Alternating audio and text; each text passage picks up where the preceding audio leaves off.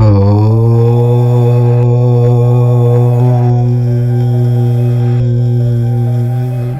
3వ తేదీన అత్యంత శక్తివంతమైన సంపూర్ణ చంద్రగ్రహణం పాల్గొన పౌర్ణమి హోలీ రోజు ఈ సంపూర్ణ చంద్రగ్రహణం ఏర్పడటం చాలా విశేషం. సాధారణంగా చంద్రగ్రహణమైన సూర్యగ్రహణమైన ఏర్పడినప్పుడు వాటి యొక్క ప్రభావం 12 రాశులపై ప్రభావం పడుతుంది. ప్రత్యేకంగా ఈ హోలీ పౌర్ణమి రోజున ఏర్పడిన ఈ చంద్రగ్రహణం వల్ల 5 రాశుల వారికి గండం పొంచి ఉంది. ఈ 5 రాశుల వారు ఎంత జాగ్రత్తగా ఉంటే అంత మంచిది. ఈ 5 రాశుల వారు జాగ్రత్తగా ఉండకపోతే చాలా పెద్ద నష్టం జరుగుతుంది. ఇప్పుడు మీకు అది చిన్న విషయంగా అనిపించినా భవిష్యత్తులో అదే పెద్ద ముప్పుగా మారుతుంది. మీరు ఇప్పుడు ఏ విషయాన్ని అయితే తక్కువగా చూస్తారో, ఎందులో అయితే లాభాలు రావు అని అనుకుంటూ ఉంటారో వాటిల్లో భవిష్యత్తులో మంచి లాభాలు వస్తాయి. ఇప్పుడు అంటే ఈ చంద్రగ్రహణం తర్వాత నుండి ఈ 5 రాశుల వారు ఎంతో జాగ్రత్తగా ఉండాలి. మీకు అనిపించవచ్చు ఎందుకు ఇంతలా చెప్తూ ఉన్నాము అని. రాబోయే ప్రమాదాన్ని ముందే తెలుసుకుంటే తర్వాత బాధపడవలసిన అవసరం ఉండదు. ఇప్పుడు చెప్పబోయే 5 రాశుల వారికి చంద్రగ్రహణం తర్వాత కొన్ని ప్రతికూల గ్రహాల సంచారం కారణంగా సమస్యలు వచ్చాయి. మరి ఈ చంద్రగ్రహణం ఏ రాశుల వారికి అశుభ ఫలితాలను ఇస్తుందో ఈ వీడియోలో తెలుసుకుందాం. అలాగే ఈ చంద్రగ్రహణ సమయం మనం ఎలాంటి జాగ్రత్తలు తీసుకోవాలో, ఏ పరిహారాలు చేయాలో కూడా ఈ వీడియోలో వివరంగా తెలుసుకుందాం. అంతకన్నా ముందు మా వీడియో నచ్చితే లైక్ చేసి షేర్ చేయండి. అలాగే మా ఛానల్ని కూడా సబ్స్క్రైబ్ చేసుకుని మాకు సపోర్ట్ చేయండి. ఇక వీడియోలోకి వస్తే, సాధారణంగా మనకు సూర్యగ్రహణం వచ్చి వెళ్ళగానే 15 రోజులకు చంద్రగ్రహణం వస్తుంది. ఈ గ్రహణం మన భారతదేశంలో కనిపిస్తుంది. ఈ గ్రహణం పుబ్బా నక్షత్రము సింహరాశిలో ఏర్పడుతుంది కనుక సింహరాశి వారు ఈ గ్రహణాన్ని చూడకూడదు. ఇంకొక విషయం ఏమిటంటే, ఈ గ్రహణం మన భారతదేశంలోనే మొదలవ్వదు. వేరే దేశాల్లో మొదలై మన దగ్గర ముగుస్తుంది. అంటే మనకు సాయంత్రం చంద్రుడు ఉదయించేటప్పుడే గ్రహణం పట్టి కనిపిస్తాడు. అందుకే దీన్ని గ్రస్తోదయ చంద్రగ్రహణం అంటారు.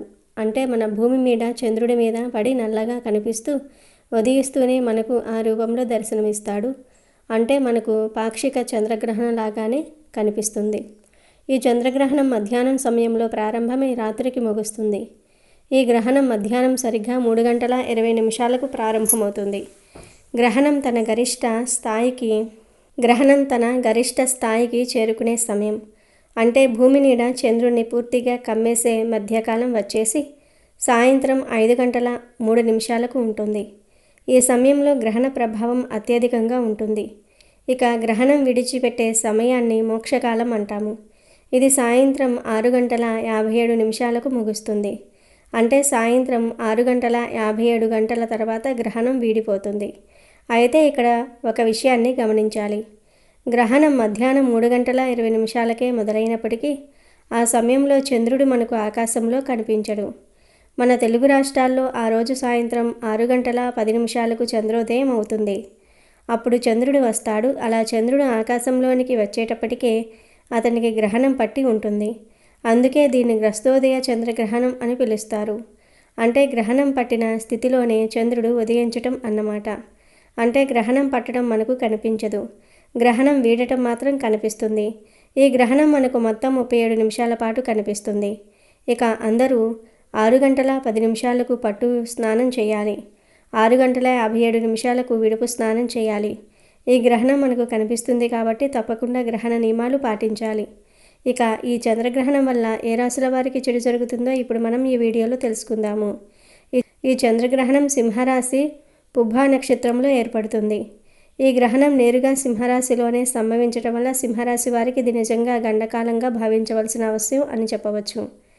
సింహరాశి వారు సహజంగా సూర్యుని తత్వాన్ని కలిగి ఉండటం వల్ల ఆత్మగౌరవము, నాయకత్వ గుణము, అధికార భావన ఎక్కువగా ఉంటాయి.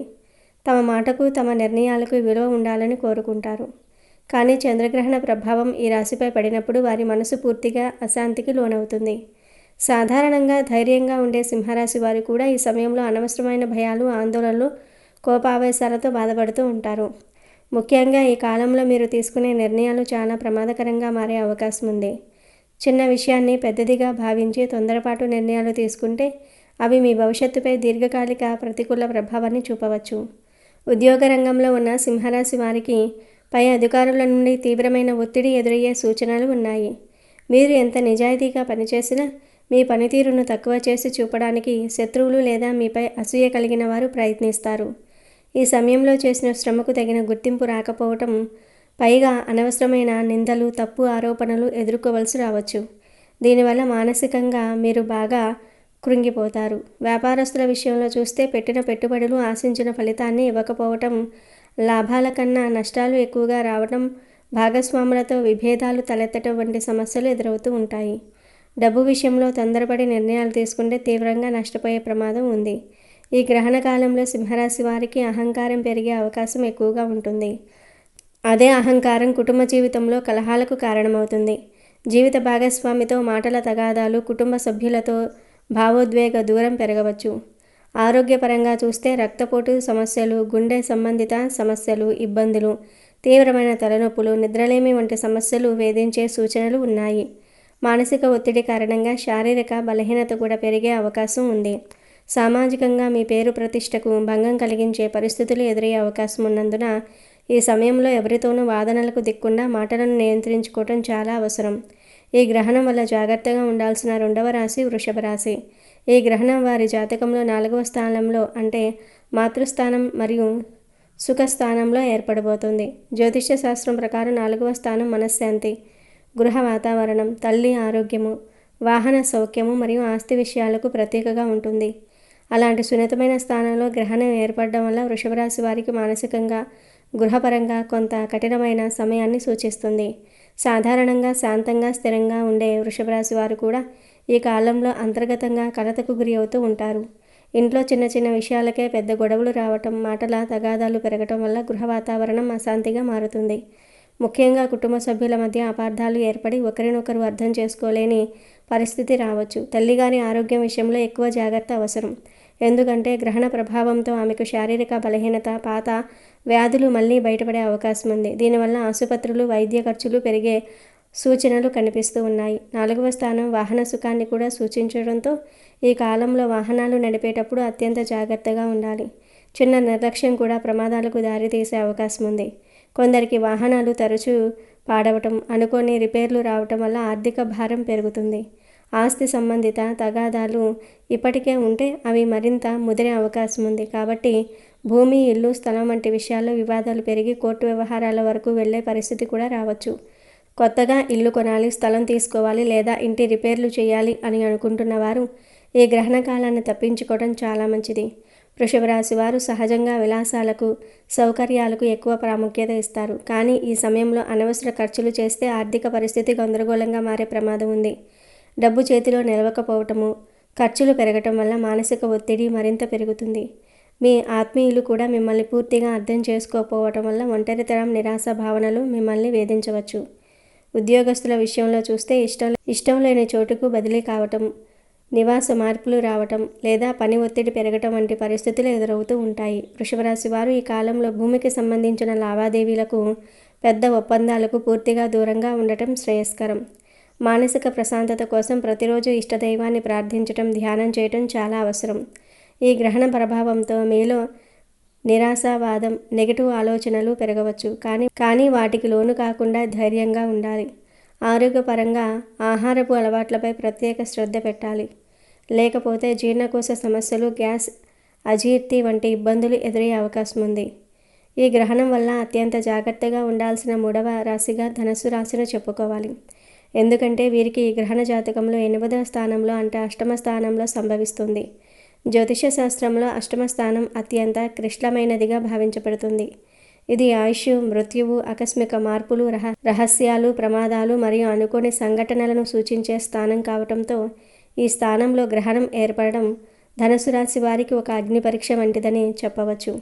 సాధారణంగా ఆశావాదంగా, ధైర్యంగా ఉండే ధనుసు రాశి వారు కూడా ఈ కాలంలో అనిశ్చితి, భయం మరియు లోపలి ఆందోళనను అనుభవించవచ్చు. మీరు ఊహించిన విధంగా ఆకస్మిక ధన నష్టం జరిగే అవకాశాలు ఎక్కువగా ఉన్నాయి. ముఖ్యంగా షేర్ మార్కెట్, ట్రేడింగ్, లాటరీలు, స్పెక్యులేషన్ వ్యాపారాల్లో ఉన్నవారు చాలా జాగ్రత్తగా ఉండాలి. ఎందుకంటే ఒక చిన్న తప్పు కూడా భారీ నష్టాలకు దారితీసే ప్రమాదం ఉంది. డబ్బు విషయంలో ఎవరికైనా అప్పు ఇవ్వటం, షూరిటీగా సంతకం చేయటం ఈ కాలంలో పూర్తిగా మానివేయాలి. లేదంటే తరువాత పెద్ద సమస్యల్లో చిక్కుకునే సూచనలు ఉన్నాయి. ఆరోగ్యపరంగా చూస్తే అష్టమ స్థానం శస్త్రచికిత్సలు, ప్రమాదాలు మరియు దీర్ఘకాలిక వ్యాధులను కూడా సూచిస్తుంది కాబట్టి ఈ గ్రహణ కాలంలో శరీరాన్ని నిర్లక్ష్యం చేయకూడదు.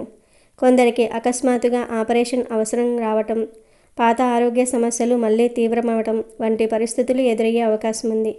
రహస్య శత్రువుల వల్ల మీ పనులకు అడ్డంకులు ఏర్పడతాయి. బయటకు స్నేహంగా కనిపించేవారు లోపల మీకు నష్టం చేయాలనే ఆలోచనలతో ఉండవచ్చు. కాబట్టి ఎవరి మీద అతి నమ్మకం పెట్టుకోకుండా అప్రమత్తంగా ఉండటం చాలా అవసరం. మీ మాట తీరు వల్ల ఇతరులు మిమ్మల్ని తప్పుగా అర్థం చేసుకునే పరిస్థితులు ఏర్పడవచ్చు. అందువల్ల తక్కువ మాట్లాడడం, అవసరమైనప్పుడు మాత్రమే స్పందించడం మంచిది. వివాహేతర సంబంధాలు లేదా అనైతిక పనుల వైపు ఆకర్షితులైతే అవి సమాజంలో మీ పరువు ప్రతిష్టను దెబ్బతీసే పరిస్థితులుగా మారవచ్చు. కాబట్టి నైతిక విలువలకు కట్టుబడి ఉండటం తప్పనిసరి. ప్రయాణాల విషయంలో కూడా ప్రమాద సూచనలు ఉన్నాయి. ముఖ్యంగా రాత్రి ప్రయాణాలు, వేగంగా వాహనాలు నడపడం మానివేయాలి. నాయకత్వ ఆస్తుల విషయంలో వివాదాలు పెరిగి కోర్టు మెట్లు ఎక్కాల్సిన పరిస్థితులు రావచ్చు. ఈ సమయంలో మీ పై వారితో లేదా ఇంట్లోని పెద్దలతో వాదనలు పెట్టుకోవటం వల్ల మీకే నష్టం జరుగుతుంది. గ్రహణ ప్రభావం వల్ల మీ బుద్ధి మందగించి సరైన ఆలోచన చేయలేని పరిస్థితి రావచ్చు. దీనివల్ల తప్పుడు నిర్ణయాలు తీసుకునే అవకాశం ఉంది. అందుకే ఈ కాలంలో ఏ నిర్ణయమైనా తీసుకునే ముందు 2 సార్లు ఆలోచించడం అవసరం. ఈ గ్రహణం వల్ల అత్యంత జాగ్రత్తగా ఉండాల్సిన 4వ రాశిగా కన్యా రాశిని చెప్పుకోవాలి. ఎందుకంటే వీరికి ఈ గ్రహణం జాతకంలో 12వ స్థానంలో అంటే వ్యయ స్థానంలో ఏర్పడబోతోంది. జ్యోతిష శాస్త్రం ప్రకారం 12వ స్థానం అనేది ఖర్చులు, నష్టాలు, అప్పులు, ఒంటరితనం, విదేశీ ప్రయాణాలు, జైలు లేదా ఆసుపత్రి వాసం వంటి అంశాలకు సంకేతం. అలాంటి సున్నితమైన స్థానంలో గ్రహణ ప్రభావం పడటం కన్యారాశి వారికి మానసికంగా మరియు ఆర్థికంగా కఠినమైన లాభాన్ని సూచిస్తుంది. సాధారణంగా లెక్కలు, ఆలోచనలో చురుకుగా ఉండే కన్యారాశి వారు కూడా ఈ సమయంలో తమ ఆర్థిక వ్యవహారాలపై నియంత్రణ కోల్పోయే అవకాశం ఉంది. ఆదాయం ఒకవైపు స్థిరంగా ఉన్నా ఖర్చులు మాత్రం రెట్టింపు వేగంతో పెరిగి చేతిలో డబ్బు నిలవని పరిస్థితి ఏర్పడుతుంది. అనవసరమైన ఖర్చులు, అవసరం లేని వస్తువులపై డబ్బు వెచ్చించడం వల్ల తర్వాత పశ్చాత్తాపడవలసి రావచ్చు. ముఖ్యంగా అనవసర ప్రయాణాల వల్ల డబ్బు వృధా అవ్వటమే కాకుండా శరీరం పూర్తిగా అలసిపోతుంది. దీనివల్ల పని మీద దృష్టి తగ్గుతుంది. విదేశాల్లో ఉన్న కన్యారాశి వారికి లేదా విదేశీ ప్రయాణాలు, ఉద్యోగాలు, చదువుల కోసం ప్రయత్నిస్తున్న వారికి వీసా సమస్యలు, పేపర్ వర్క్ లోపాలు లేదా చట్టపరమైన ఇబ్బందులు ఎదురయ్యే సూచనలు కనిపిస్తూ ఉన్నాయి. కొందరికి విదేశీ ప్రయాణాలు అనూహ్యంగా రద్దు కావటం వల్ల మానసికంగా కృంగిపోయే పరిస్థితి కూడా రావచ్చు. ఈ కాలంలో అత్యంత బాధాకరమైన విషయం ఏమిటంటే మీకు చాలా బాగా దగ్గరగా ఉన్న వారే మిమ్మల్ని మోసం చేసే అవకాశాలు ఎక్కువగా ఉండటం. అతి నమ్మకం వల్ల ఆర్థిక నష్టాలు లేదా భావోద్వేగ గాయాలు తలెత్తవచ్చు. కన్యారాశి వారు ఈ సమయంలో నిద్రలేమి సమస్యతో తీవ్రంగా బాధపడే అవకాశం ఉంది. రాత్రివేళ నిద్ర పట్టకపోవటము, మనసులో ఏదో తెలియని భయం, ఆందోళన ఎప్పుడూ వెంటాడటం వల్ల మానసిక ప్రశాంతత పూర్తిగా కోల్పోతారు. ఆధ్యాత్మిక చింతన లేని వారికి ఈ సమయం మరింత కఠినంగా అనిపిస్తుంది. ఎందుకంటే 12వ స్థానం ఒంటరితనాన్ని, లోతైన ఆలోచనలను కూడా సూచిస్తుంది. శత్రువుల పీడ ఈ కాలంలో పెరుగుతుంది. మీ బలహీనతలను ఆసరాగా చేసుకుని వారు మిమ్మల్ని మాటలతో, పనులతో ఇబ్బంది పెట్టే ప్రయత్నం చేస్తారు. ఆరోగ్యపరంగా చూస్తే అనారోగ్య సమస్యల కోసం అధిక మొత్తంలో ధనాన్ని ఖర్చు చేయాల్సిన పరిస్థితులు ఏర్పడవచ్చు. ముఖ్యంగా కళ్లకు సంబంధించిన సమస్యలు, చూపు తగ్గటము, కంటి నొప్పులు లేదా పాదాలకు సంబంధించిన గాయాలు, నొప్పులు ఎదురయ్యే సూచనలు ఉన్నాయి. ఉద్యోగంలో ఉన్న కన్యారాశి వారు బాధ్యతారహితంగా వ్యవహరిస్తే లేదా నిర్లక్ష్యం చేస్తే ఉద్యోగం ఊడిపోయే ప్రమాదం కూడా ఉంది. అందువల్ల పని విషయంలో అప్రమత్తత చాలా అవసరం. ఈ గ్రహణ కాలంలో కన్యారాశి వారు దాన ధర్మాలు చేయటం, అవసరమైన వారికి సహాయం చేయటం ద్వారా వ్యయ దోషాన్ని కొంతవరకు తగ్గించుకోవచ్చు. చివరిగా ఈ గ్రహణ ప్రభావం వల్ల జాగ్రత్తగా ఉండాల్సిన 5వ రాశిగా మేషరాశిని చెప్పుకోవాలి. ఎందుకంటే వీరికి ఈ గ్రహణం జాతకంలో 5వ స్థానంలో అంటే పుత్రస్థానంలో సంభవిస్తుంది. జ్యోతిష శాస్త్రం ప్రకారం 5వ స్థానం సంతానము, బుద్ధి, తెలివితేటలు, సృజనాత్మకత మరియు పూర్వజన్మ పుణ్య ఫలాలను సూచిస్తుంది. అలాంటి ముఖ్యమైన స్థానంలో గ్రహణం ఏర్పడటం మేషరాశి వారికి భావోద్వేగంగా మరియు మానసికంగా కఠినమైన అనుభవాలను కలిగించే సూచనలు ఇస్తుంది. సాధారణంగా ధైర్యంగా, ఆవేశంగా ఉండే మేషరాశి వారు కూడా ఈ సమయంలో తమ భావాలను నియంత్రించుకోలేకపోవచ్చు. ముఖ్యంగా తమ సంతానం విషయంలో ఎక్కువగా మనస్తాపం కలిగే పరిస్థితులు ఎదురవుతాయి. పిల్లల ఆరోగ్యము అకస్మాత్తుగా పాడవటము, తరచూ అనారోగ్యాలు రావటం లేదా పిల్లలు తప్పుడు మార్గంలో నడుస్తున్నారని తెలిసి మీరు లోపల మానసిక వేదనకు గురి అవుతూ ఉంటారు. వారి భవిష్యత్తు గురించి అనవసర ఆందోళనలు మిమ్మల్ని నిద్రలేమికి కూడా గురి చేయవచ్చు. మేషరాశి వారు ఈ గ్రహణ కాలంలో మొండిగా, అహంకారంగా వ్యవహరించే అవకాశం ఎక్కువగా ఉంటుంది. దీనివల్ల జీవితంలో వచ్చిన ముఖ్యమైన అవకాశాలను మీరే కోల్పోయే పరిస్థితి ఏర్పడుతుంది. పెద్దలు లేదా అనుభవజ్ఞుల సలహాలను పాటించుకోకుండా స్వంత నిర్ణయాల మీదే ముందుకు వెళ్ళటం తర్వాత పశ్చాత్తాపానికి కారణమవుతుంది. విద్యారంగంలో ఉన్న మేషరాశి విద్యార్థులకు ఈ కాలం కొంత కఠినంగా ఉంటుంది. చదువుపై ఏకాగ్రత తగ్గిపోవటము, ఎంత చదివినా విషయాలు గుర్తుండకపోవటము, పరీక్షల్లో ఆశించిన ఫలితాలు రాకపోవటం వంటి సమస్యలు ఎదురవుతాయి. ప్రేమ వ్యవహారాల్లో ఉన్న మేషరాశి వారికి ఈ గ్రహణం విడిపోయే పరిస్థితులను కల్పించవచ్చు.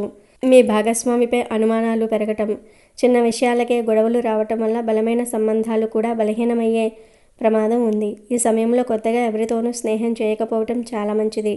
ఎందుకంటే నమ్మకం పెట్టుకున్న వారే తర్వాత మిమ్మల్ని మోసం చేసే అవకాశం ఉంది. సృజనాత్మక రంగాల్లో ఉన్న మేషరాశి వారికి కొత్త ఆలోచనలు రాకపోవటం, స్ఫూర్తి తగ్గిపోవటం వల్ల పని మీద ఆసక్తి కోల్పోతారు.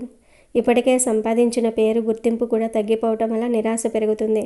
గర్భవంతులుగా ఉన్న మేషరాశి స్త్రీలు ఈ గ్రహణ సమయంలో అత్యంత జాగ్రత్తగా ఉండాలి. బయటకు వెళ్ళటం, శ్రమ ఎక్కువగా చేయటం లేదా పదునైన వస్తువులను తాకటం పూర్తిగా నివారించాలి. మేషరాశి వారు తమ తెలివితేటలను తప్పుడు పనులకు ఉపయోగించే అవకాశం కూడా ఈ కాలంలో పెరుగుతుంది. దీనివల్ల భవిష్యత్తులో చట్టపరమైన లేదా సామాజిక ఇబ్బందులు ఎదురయ్యే ప్రమాదం ఉంది. అందువల్ల ఆలోచించి ప్రతి అడుగు వేయటం అవసరం. మొత్తంగా చెప్పాలంటే ఈ గ్రహణ కాలంలో మేషరాశి వారు చేసే దైవ ప్రార్థనలు, ధ్యానము మరియు ఆధ్యాత్మిక సాధనలే వారికి రక్షణ కవచంలా పనిచేస్తాయి. సహనము, వినయము మరియు స్వీయ నియంత్రణతో వ్యవహరిస్తే ఈ గ్రహణ ప్రభావాన్ని క్రమంగా అధిగమించే అవకాశం ఉంటుంది. ఇప్పుడు చెప్పిన ఈ 5 రాశుల వారు అంటే సింహ, వృషభ, ధనస్సు, కన్య, మేషరాశుల వారు వచ్చే 6 నెలలు చాలా జాగ్రత్తగా ఉండాలి. అయితే